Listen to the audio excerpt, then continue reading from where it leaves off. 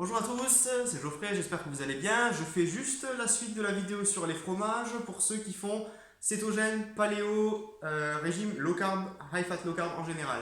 Donc du coup j'ai parlé des produits laitiers et des fromages, sachant que dans le paléo on enlève le fromage parce que c'est un produit laitier. Tout ce qui est régime cétogène et low fat, high carb diet, on peut prendre certains fromages, pas n'importe lesquels, attention. Parce que quand vous faites un régime cétogène, c'est juste, je vais faire brièvement, je vais dire ce qui se passe. Si vous faites un régime cétogène, que vous prenez des fromages alors que vous êtes allergique ou intolérant au lactose, à la caséine ou aux éléments du fromage, vous allez avoir une réaction au niveau de la glycémie, vous allez faire monter le cortisol et vous allez avoir une dysrégulation de la glycémie, donc du coup une montée de glycémie ou une descente qui va vous faire une montée ou une descente d'insuline et qui va vous faire sortir de la cétose. Voilà. Donc, pour les fromages, ça va être très délicat parce que pas tout le monde en régime cétogène peut consommer du fromage. Il faut faire des essais. Si vous vous sentez fatigué, si vous sentez que vous avez des boutons, si vous avez des rages sur la peau, si jamais ça, vous sentez tout simplement que vous êtes fatigué, que vous n'arrivez pas à rentrer en cétose, c'est que le fromage, ça ne va pas pour vous. C'est encore trop irritant pour vous au niveau, c'est trop irritant au niveau de la glycémie pour vous. Donc du coup, au niveau des produits laitiers, on a en premier, le plus irritant, c'est les fromages bleus. Les fromages bleus, ils contiennent énormément d'histamine, ça va conduire à des réactions d'inflammation au niveau de la glycémie, ça peut faire sortir de la cétose pour les gens qui sont vraiment très très sensibles. Ensuite, on a les fromages durs qui ne contiennent pas beaucoup d'histamine, comme l'emmental. Donc l'emmental est un fromage neutre qui ne contient pas beaucoup d'agents d'agents d'agents irritants, mis à part la caséine et le lactose. Le lactose, il n'y en a plus. Mis à part la caséine et la whey, tout dépend de si vous êtes allergique aux protéines se trouvant dans les fromages. Il n'y a plus de lactose. Bien sûr, le lait, on oublie, il y a du lactose dedans. Alors, ensuite, après les fromages, il y a la crème.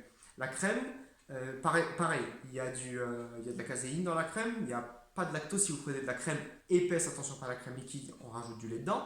On prend la crème épaisse, la meilleure si vous habitez près de la France, la crème d'Isigny est très bonne. Les crèmes à 40% de matière grasse sont bien fermentées, sont très bonnes. On rajoute du ferment lactique, donc il y a encore moins de lactose et de sucre dedans. Par contre, ça reste un produit laitier. Donc, les gens qui sont allergiques à l'histamine, qui ont des intolérances à l'histamine ou aux produits laitiers en général, peuvent avoir des problèmes au niveau de la cétose. Donc, faire attention. Dans l'ordre, à la crème.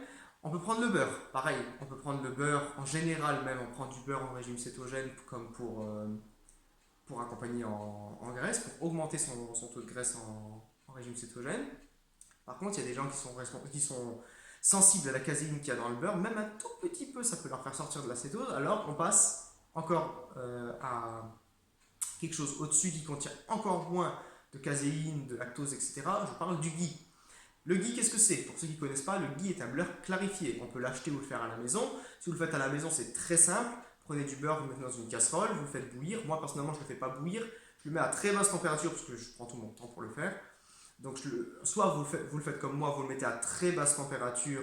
Donc, du coup, le gras va monter. Il ne faut pas bouger la casserole, par contre. Le gras va monter, le reste va rester en bas. Donc, vous prenez votre casserole, vous mettez ce qui reste dans un bocal, ça ne va pas être très chaud en plus. Soit vous faites ça doit être sur internet, ils font souvent ça. Vous allez sur YouTube, vous regardez comment faire du ghee. Vous prenez votre beurre, vous le faites bouillir.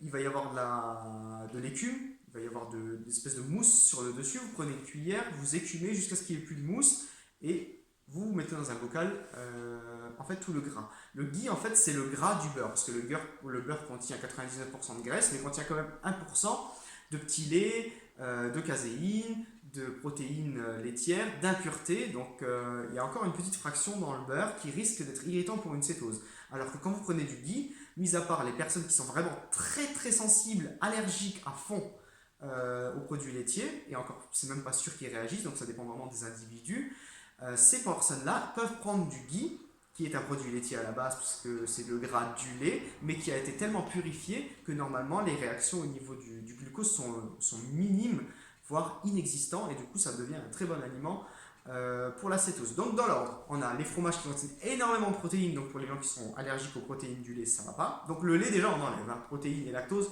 le lait on enlève, que ce soit pour la chrono, le paléo, tout, le lait on l'enlève, hein, complètement de toutes les diètes. Si vous voulez bien sûr être en bonne santé. Je n'oblige rien à personne.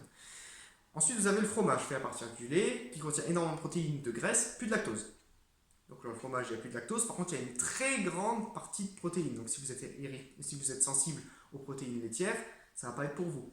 Ensuite, vous avez la crème. La crème qui contient énormément de graisse, mais moins de protéines. Donc du coup, pour les gens qui sont allergiques, il faut tester. Ensuite, vous avez le beurre qui contient encore moins des deux, qui contient énormément de graisse et un peu moins d'impureté. Et ensuite, vous avez le ghee qui est le plus raffiné des produits, qui est le plus purifié des produits laitiers. On appelle aussi ça le beurre clarifié. C'est également utilisé dans la médecine ayurvédique en Inde. Voilà, si vous voulez aller faire un petit tour sur internet, ça fait pas de mal.